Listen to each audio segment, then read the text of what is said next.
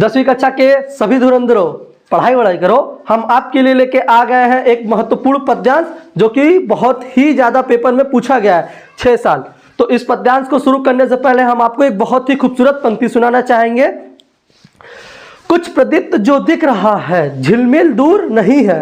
अरे कुछ प्रदीप्त जो दिख रहा है झिलमिल दूर नहीं है। अरे थक के बैठ गए क्या साथी मंजिल दूर नहीं है। तो इसी खूबसूरत पंक्ति के साथ हम शुरुआत करते हैं अपने एक नए पद्यांश की तरफ। तो देखते हैं यह पद्यांश। देखिए यह पद्यांश जो है 6 साल लगातार पेपर में पूछा गया है। स्टार्टिंग कब किया गया था? 2012 में, फिर उसके बाद 2015, फिर 17, फिर 19, फिर 20, फिर 24। तो याद रखिएगा ये 6 साल लगातार पूछा गया पंक्ति है। आपको देखिए पंक्ति में, पंक्ति क्या है?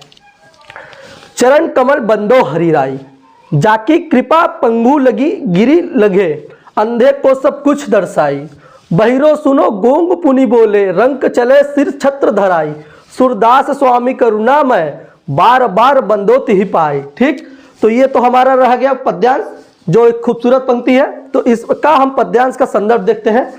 प्रश्न क्या है? क, उपरोक्त पद्यांश का संदर्भ।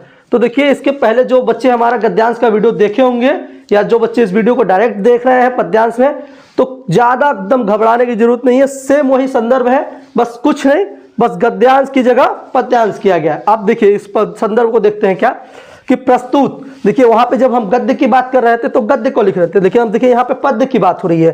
तो पद्यांश सूरदास द्वारा रचित महाकाव्य सूरसागर। अब देखिए आप पूछेंगे कि हम यहाँ पे महाकाव्य सूरसागर क्यों लिखे हैं? तो जैसे एक पेड़ होता है, एक पेड़ का जब एक पत्ता लाके किसी को देते हैं और उससे पूछते हैं कि भैया ये किस पेड़ का पत्ता है, तो क्या कहता है? अरे भैया ये इस पेड़ का पत्ता है, मतलब नीम का पेड़ है। आप वहां से एक पत्ता लेके गए, किसी को दिखाते हैं भैया ये कौन सा पेड़ का पत्ता है, तो वो कहता है अरे नहीं भैया ये नीम के पेड़ का पत्ता है। तो उसी तरह यहाँ पर जो हम यहाँ पर लिखे महाकाव्य सूरसागर से हमारी पाठ्य पुस्तक हिंदी के काव्य खंड में संकलित पद नामक पाठ से लिया गया है, जिसके कवि सूरदास जी है। अब देखिए उस बात को हम बताते हैं कि हम ऐसा क्यों कह रहे हैं, क्योंकि यहाँ पे महाकाव्य सूरसागर ये जो पद्य है ये बहुत ही छोटा सा पंक्ति, एक छोटा सा खंड है। किसका? अरे महाकाव्य सूरसागर से। किसके? महाकाव्य सूरसागर से उठाया गया एक छोटा सा पद्य है जो हमारे कक्षा 10 के बुक में दिया गया है। जिस प्रकार एक पेड़ के पत्ते से एक पत्ते को तोड़कर उसकी पहचान की जाती है, उसी प्रकार ये गद्य एक पद्य को उठाकर हमारे बुक में दिया गया है जो हमें पढ़ाया जाता है। तो इसीलिए हम यहाँ पे इस संदर्भ को ऐसे लिखे कि प्रस्तुत पद्यांश सूरदास द्वारा रचित महाकाव्य सूरसागर से। अगर इस बात को आप लिख देंगे तो टीचर जो एग्जामिनर होगा, कॉपी चेक करने वाला, वो समझ जाएगा कि बच्चा पढ़ा है, रटा नहीं है। तो महाकाव्य सूरसागर से हमारी पाठ्य पुस्तक हिंदी के काव्य खंड। अब देखिए काव्य खंड क्यों लिखे हैं? आप ये पूछिए, अरे पद्य कहिए चाहे काव्य कहिए, बात तो वही है। तो काव्य खंड लिख दिए में संकलित पद नामक पाठ से लिया गया, जिसके कवि सूरदास जी हैं। अब आते हैं अपने व्याख्या की तरफ। दूसरा प्रश्न क्या है? रेखांकित अंश की व्याख्या कीजिए। अब आप तो कहेंगे कि अरे भैया आप तो रेखांकित किए ही नहीं है। तो हम रेखांकित इसलिए नहीं किए हैं क्योंकि ये जो चारों लाइन है बहुत ही महत्वपूर्ण है। पेपर में एग्जामिनर जो वो कहीं से भी लाइन को रेखांकित करके तुमसे पूछ लेगा, तो इसलिए हमने इसको रेखांकित नहीं किया है। तो इसका पूरा का पूरा संदर्भ ये जो है पद्य, इसका हम पूरा का पूरा व्याख्या यहाँ पर किए हुए हैं कि एग्जामिनर कहीं से भी अंडरलाइन कर दे तो आपको पेपर में घबराने की कोई जरूरत नहीं है, क्योंकि यहाँ पर हम आपको सिखाएंगे, रटाएंगे नहीं, याद रखिएगा। तो देखिए व्याख्या को कैसे करते हैं। व्याख्या: भक्त शिरोमणि सूरदास श्री कृष्ण के कमल रूपी चरणों की वंदना करते हुए कहते हैं। तो देखिए कहां से कहां तक, चरण कमल बंदो हरिराई। अब चरण कमल बंदो हरिराई का क्या मतलब है?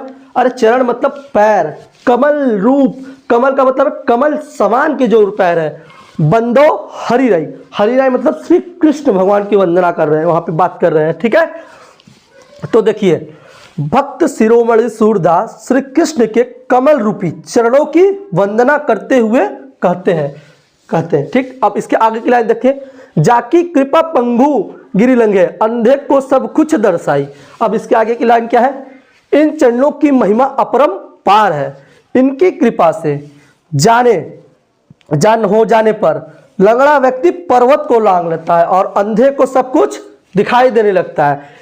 जब भगवान श्री कृष्ण की चरणों की कृपा हो जाती है किसी लंगड़े व्यक्ति पर, तो वो लंगड़ा व्यक्ति क्या कर लेता है, अरे पर्वत को भी लांघ जाता है, और जो अंधा व्यक्ति होता है जो लाठी लेकर चलता है उसको भी क्या होता है, दिखाई देने लगता है।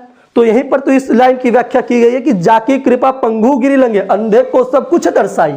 ठीक, अब आते हैं अगले लाइन की तरफ। बहिरो सुने गूंग पुनि बोले, रंग चले सिर छत्र धराई। अब इसका अर्थ क्या है, बहिरो मतलब क्या होता है, अरे बहिर, जिसको सुनाई नहीं देता है उसको क्या बोलते हैं, बहिर। जैसे कि बच्चे अरे बहिरा जाता बहिरा जाता, ये सब बात जो बोलते हैं जिसको सुनाई नहीं देता, सुने। अब गूंग पुनि बोले, गूंग मतलब जिस व्यक्ति, जो व्यक्ति बोल नहीं सकता उसको क्या बोलते हैं, गूंगा। क्या बोलते हैं, गूंगा।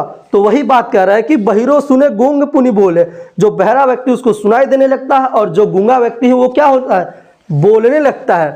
रंक चले सिर छत्र धरे। अब रंक मतलब क्या है, जो गरीब व्यक्ति होता है अगर वो चलने लगता है, अगर भगवान श्री कृष्ण के चरणों की कृपा उस पर हो जाती है, तो वो गरीब इंसान भी क्या होता है, उसके सर पे भी क्या होता है, राजा का छत्र धारण कर लेता है। इसकी व्याख्या कर रही है। सूरदास स्वामी करुणामय, बार बार पंदोति ही पाई। अरे सूरदास स्वामी जो है वो करुणामय, मतलब भगवान श्री कृष्ण के चरणों की वंदना करते हुए उन्हें बार बार क्या करते हैं, प्रणाम करते कि ऐसे हाँ यहाँ से बताते हैं अभी आपको।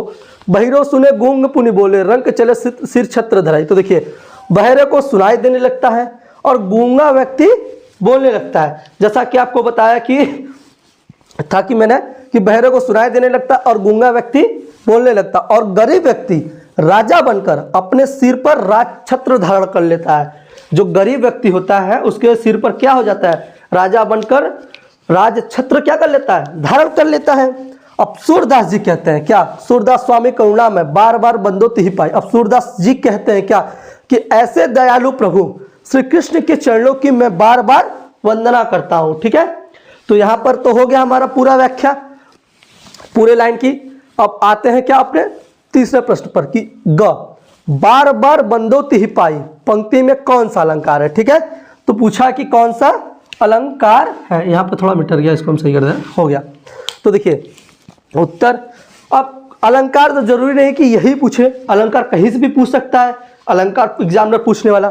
तो देखिए हम बता रहे हैं यहाँ पर ये जो चरण कमल है, ये जो चरण कमल है इसके भी आपको अलंकार पूछ सकता है। अरे चरण कमल, यहाँ पे कौन सा अलंकार है, रूपक अलंकार है। क्यों, क्योंकि यहाँ पे चरण कमल है, और यहाँ पे चरण में मतलब कमल में चरण की प्रस्तुति को बता रहा है।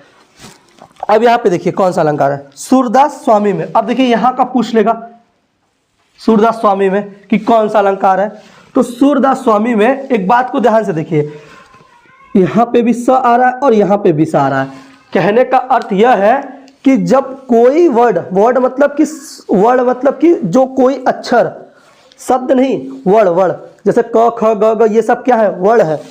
स और स जो है वर्ड है, क्या है, वर्ड। जब किसी वर्ड की एक बार के बाद पुनरावृत्ति, मतलब एक वर्ड आए उसके बाद दूसरा वर्ड जो है फिर वही है, तो उसे क्या बोलते हैं, अनुप्रास अलंकार। क्या बोलते हैं, अनुप्रास अलंकार। अब देखिए, अब क्या इसमें क्या पूछा है, बार बार बंदोति ही पाई पंक्ति में कौन सा अलंकार है। तो देखिए ये जो बार बार है बंदोति ही पाई, अब यहाँ का देखिए अलंकार बार बार मतलब पुनरुक्ति प्रकाश अलंकार। अब पूछेंगे कैसे, देखिए जब दो वर्णों को मिलाते हैं तो क्या बनता है, एक शब्द। क्या बनता है, एक शब्द। तो देखिए जब शब्द को मतलब एक ही शब्द दो बार आए, बार बार मतलब एक शब्द के बाद अगला शब्द फिर वही है, जैसे यहाँ पे देखिए बार बार लिखा है, इसके बाद तुरंत यही है। तो जो दो एक मतलब कहने का अर्थ ये है कि जब एक ही शब्द बार बार आए उसके तुरंत बाद, तो वहां पे कौन सा अलंकार होगा, पुनरुक्ति प्रकाश अलंकार।